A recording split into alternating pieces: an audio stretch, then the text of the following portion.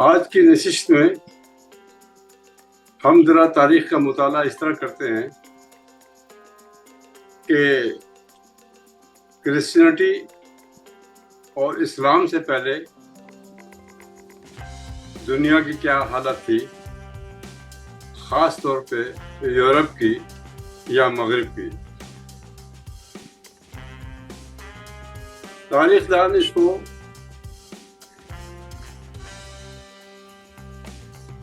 تین حصوں میں تقسیم کرتے ہیں، ایسی تاریخ کو۔ ایک ہے پری ہسٹورک، تاریخ کو شروع کرتے ہیں وہ حضرت عیسیٰ علیہ السلام کی پیدائش سے، جو اے ڈی سے شروع ہوتی ہے، اینو ڈومینی، یعنی لیٹن کا لفظ ہے جس کا مطلب ہے ان دی ایئر آف اور لارڈ، یعنی جیسس کرائسٹ کی پیدائش سے شروع کرتے ہیں، اور اس سے پہلے کے پیریڈ کو وہ پری ہسٹورک کہتے ہیں۔ ہسٹورک میں 500 اے ڈی، اینو ڈومینی یا ان دی ایئر آف لارڈ، یا جسے ہم اردو میں کہتے ہیں عیسوی سن۔ تو 1 سے لے کر 500 سال تک، اور پھر 500 سال سے لے کر 1500 سال تک جو ایج ہے، اس کو ہم کہتے ہیں مڈل ایج یا میڈیول ایج۔ بالخصوص 1000 اے ڈی تک ہم کہتے ہیں ڈارک ایجز یا تاریک عہد۔ یہ حضرت عیسیٰ کی پیدائش کے 1000 سال تک کو ہسٹری کی زبان میں ڈارک ایجز ہی کہا جائے گا۔ پیغام تو لے آ چکے تھے، لیکن اس کو یہی کہا جائے گا۔ اور 1500 سال تک یہ پھر مڈل ایجز ہوتا ہے، جس کو ہم کہتے ہیں قرون وسطیٰ۔ اکثر مسلمانوں کی عروج کی داستانیں میڈیول ایج میں ہوئی ہے، قرون وسطیٰ میں 1500 سال اے ڈی تک۔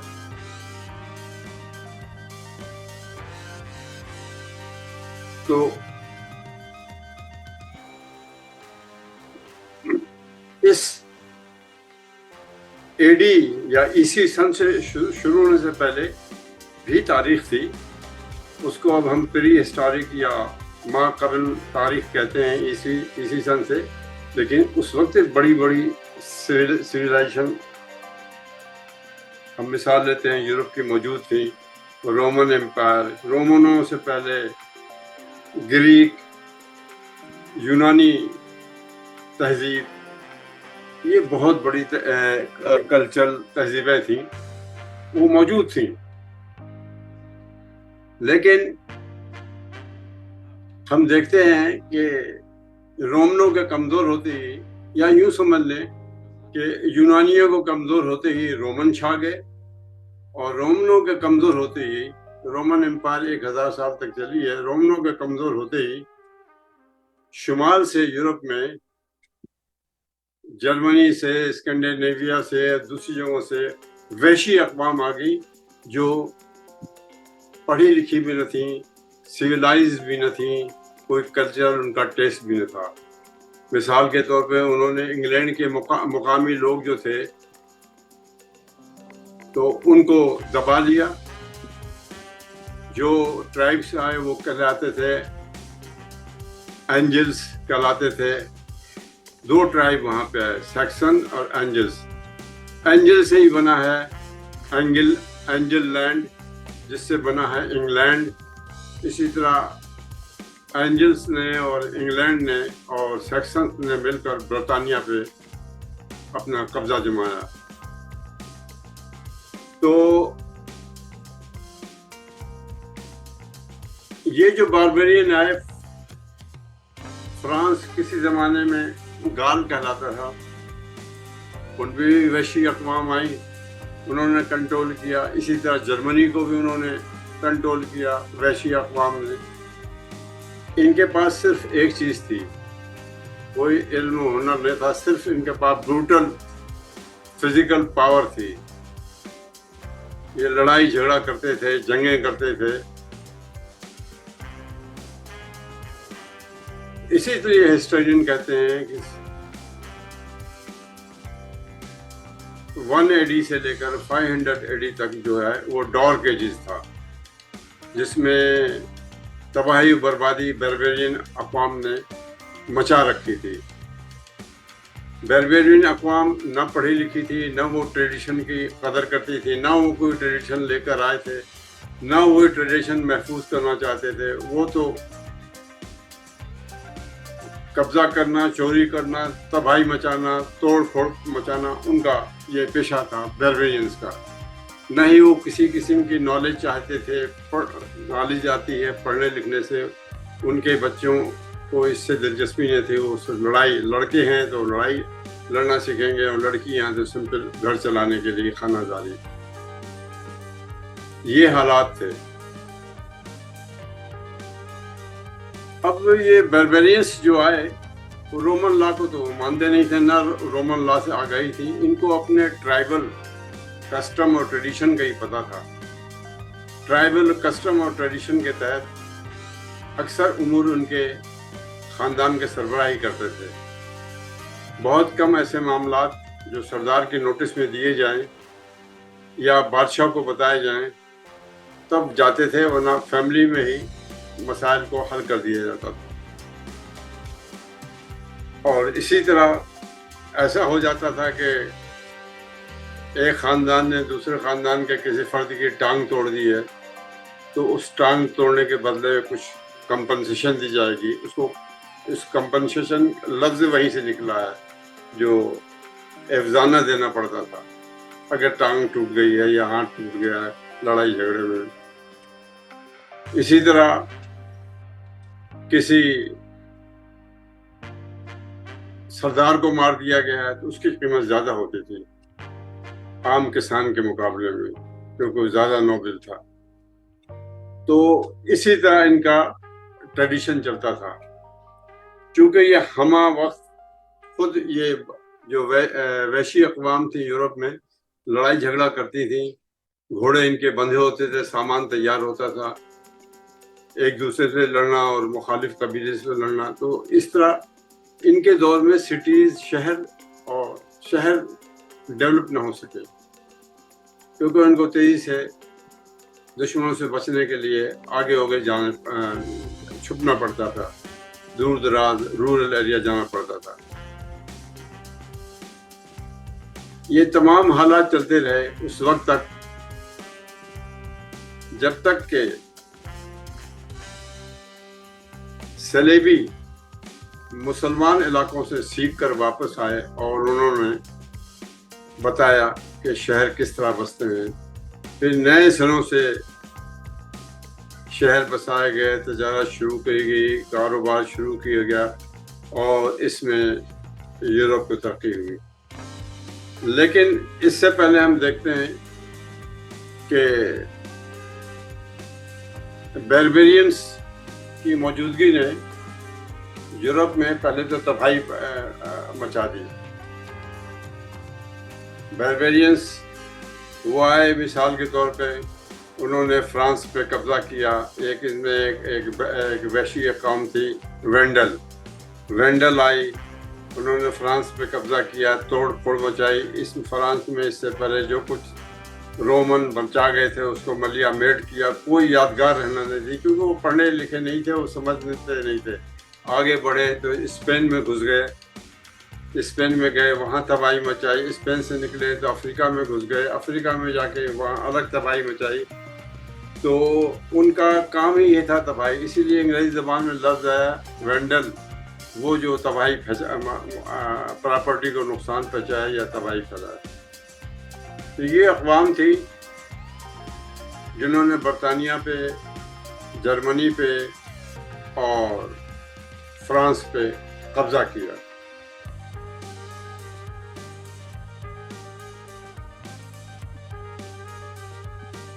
वेंडल ने जब तबाही मचा ली तो इनके पीछे एक दूसरी वैशी अक़वाम आई जो इनसे ज़्यादा ताकतवर थी, फ्रैंक ने फिर मुल्क का नाम बदल के گال سے اس کو فرانس کر دیا. انہوں نے مستحکم گورنمنٹ بنائی. اسی طرح کچھ ویشی اقوام ویسیگات اور ہن جو تھے روم چلے گئے, اٹلی چلے گئے, وہاں جا کے اپنی سلطنتوں کی بنیاد ڈالی. کیونکہ کلچرلی بیربیرین سے اسٹرانگ نہ تھے, نہ ان کو بڑی بڑی بلڈنگوں سے جس طرح رومن کو دلچسپی تھی, بلڈنگیں بنانے کی دلچسپی تھی. انہوں نے سمپل, ان کے پاس ٹینٹ اس طرح ہوتے تھے, گرمی میں ٹینٹ کے اندر سو گئے, سردی آئی تو زمین میں سوراخ بنا لیا, اس کے اندر چلے گئے. تو یہ وحشی اقوام تھیں جو موجودہ یورپ پہ رول کر رہی تھیں. باربرین اقوام جو مغرب میں آئی, ان کے اپنے سمپل رول تھے, ان کے اپنے سمپل گاڈ تھے. ووڈن WODEN, ووڈن ان کا وار کا دیوتا تھا, جنگی دیوتا تھا, جس سے اس کا ایک دن بھی تھا. ووڈن سے ووڈن ڈے یا وینس ڈے نکلا. اس لیے تھرس ایک تھور دیوتا تھا جو آسمانی بجلی اور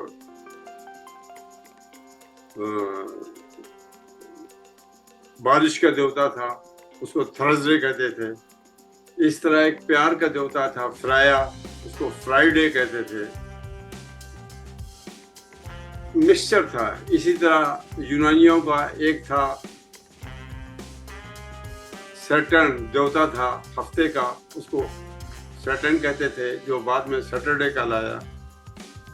تو یہ ہم دیکھتے ہیں کہ یورپ میں ویسٹرن پارٹ میں یہ ہو رہا تھا کہ باربیرین اقوام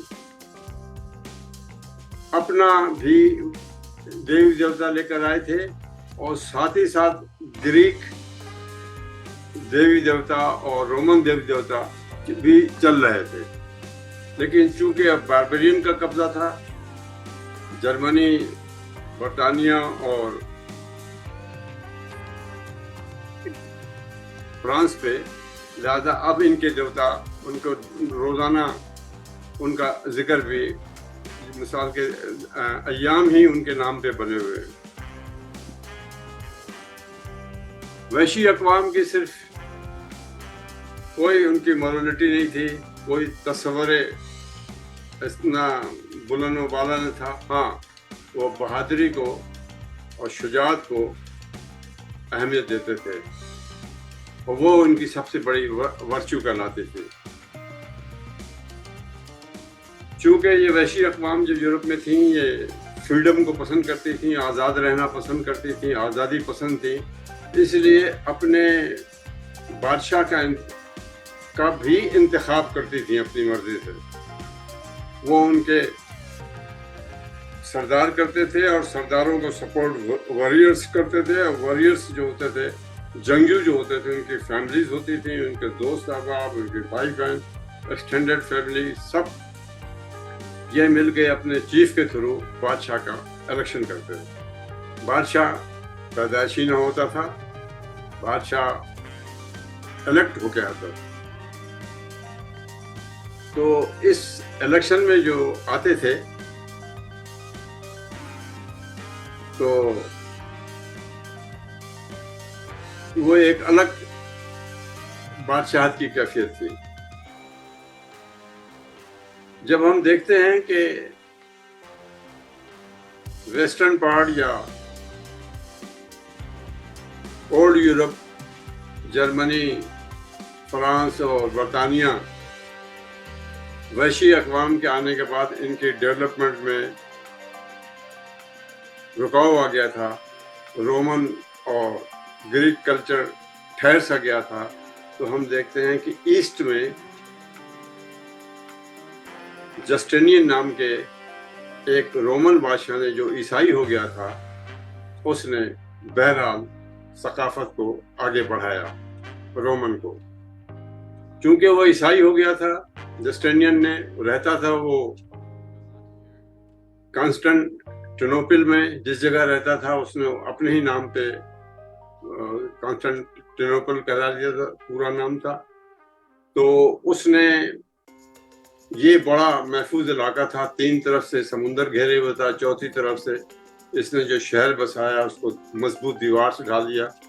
1000 سال تک مسلسل یورپ کی اقوام، وحشی اقوام کوشش کرتی رہی کہ کانسٹنٹینوپل کو، جسے آج کل استنبول کہتے ہیں، اس کو فتح کر سکیں، فتح نہیں کر سکے. لہذا رومن کلچر، پھر بعد میں عیسائیت کی تعلیمات سے یہ چلتا رہا. جسٹینین نے یہ کیا کہ اس نے رومن ججوں کے جتنے فیصلے تھے، رومن عدالتوں کے جتنے فیصلے تھے اور رومن بادشاہوں کے جتنے احکامات تھے، سب کو ایک کتابی شکل دی اور اس کتاب کا نام رکھا گیا سول کوڈ یا جسٹینین کوڈ. اس نے بہت بڑی خدمت کی، سارا پاسٹ ہسٹری کو لے آیا سامنے.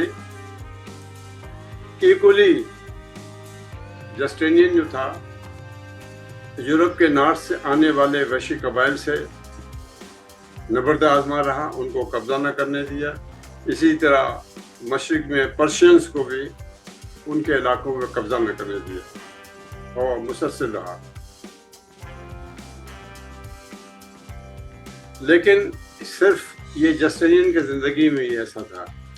جب جسٹینین کے بعد اس کے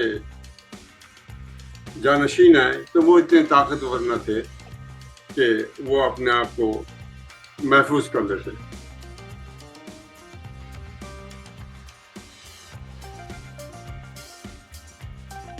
جسٹینین لیٹن زبان استعمال کرتا تھا. جسٹینین کے جانے کے بعد لیٹن زبان کا فالوشپ ختم ہو گئی اور گریک کو آفیشل زبان مان لیا گیا، یونانی کو دوبارہ آ گئی.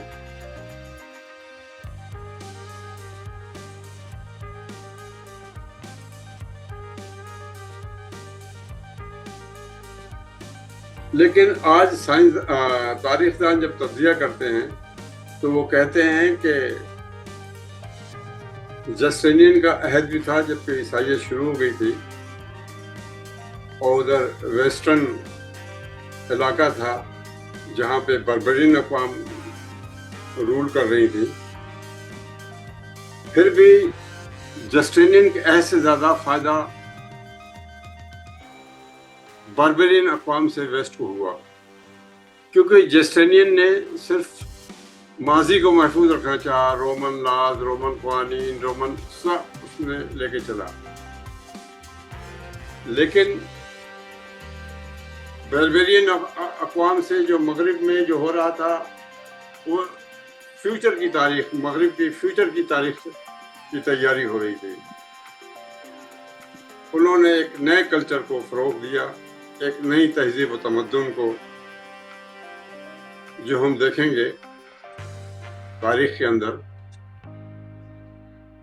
کہ عیسائیت نہ صرف مشرق سے جسٹینین کے علاقے سے نکل کے آگے چلی، یورپ میں بھی پہنچی اور پھر عیسائیت نے ان وحشی اقوام کو یا رومنوں کو ایک نیا پیغام دیا، عیسائیت کا پیغام.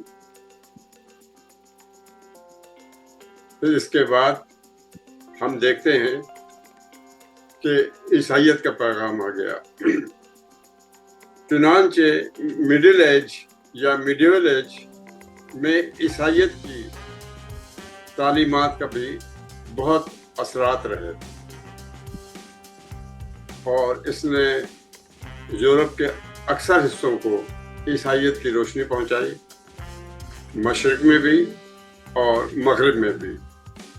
بربرین عہد آہستہ آہستہ عیسائیت کے پیغام کے تحت نیچے آ گیا.